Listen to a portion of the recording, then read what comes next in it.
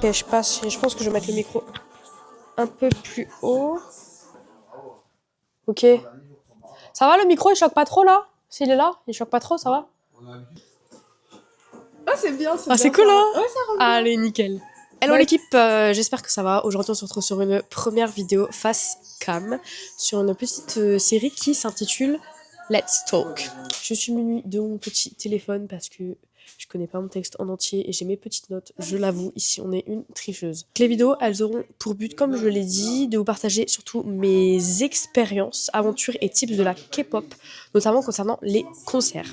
Pour ceux qui ne me suivent pas, n'hésitez pas à s'abonner, à mettre la petite cloche, à mettre un petit commentaire, ça fait toujours plaisir, et à partager la vidéo. Pour ceux qui ne savent pas, en début de semaine, j'ai essayé de faire la vente pour le groupe de Rise, notamment pour l'encore à Séoul, Rising Loud. Et pour essayer de maximaliser mes chances, j'ai utilisé un ticketing service. C'est quoi un ticketing service? Ah, ça, c'est une bonne question. Un ticketing service, en français, un service de billetterie, c'est quelqu'un qui va faire la vente à ta place. Contre une commission, bien sûr. Plus ou moins importante selon la popularité du groupe, la place voulue et plein d'autres choses. Mais ça, ce sera un autre sujet de vidéo. J'en parlerai et je vous expliquerai tout. Ne vous inquiétez pas. Alors, pour en revenir à nos moutons, la vente, elle était à midi. Ma ticketing service, elle a essayé jusqu'à 15h30 de m'avoir des places. Malheureusement, on est rentré bredouille sur les 3 dates. Et c'est là qu'on a compris l'horreur des ticketing en Corée, et notamment l'horreur qui se fait voir après ces ticketing.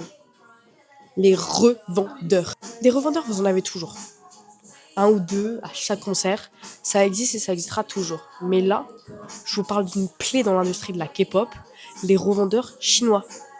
C'est simple, déjà, en temps normal, les Chinois, ils sont pas connus pour être les plus sympas dans l'industrie de la K-pop. Coucou les Sasseng, on parle de vous, oui. Comme j'avais pas de place, je me suis dit, vas-y, je vais prendre une revente. Les VIP, d'origine, elles étaient vraiment pas chères, environ 120 €.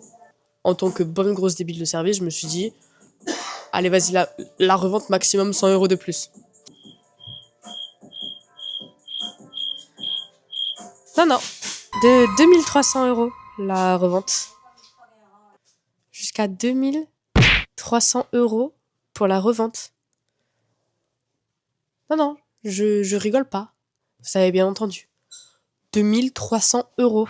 C'est simple. Après la vente, comme je l'ai dit, au bout du rouleau, j'ouvre Twitter pour check les reventes. Premier truc sur lequel je tombe, une meuf qui revend 297 VIP. Et Juliane, comment tu sais que ces places, elles sont legit? Ça se trouve, c'est juste une arnaqueuse, hein? Encore une fois, question très pertinente. C'est pas une arnaqueuse, c'est juste une tricheuse. Elle a un truc qui s'appelle des bots. Un bot informatique, c'est quoi?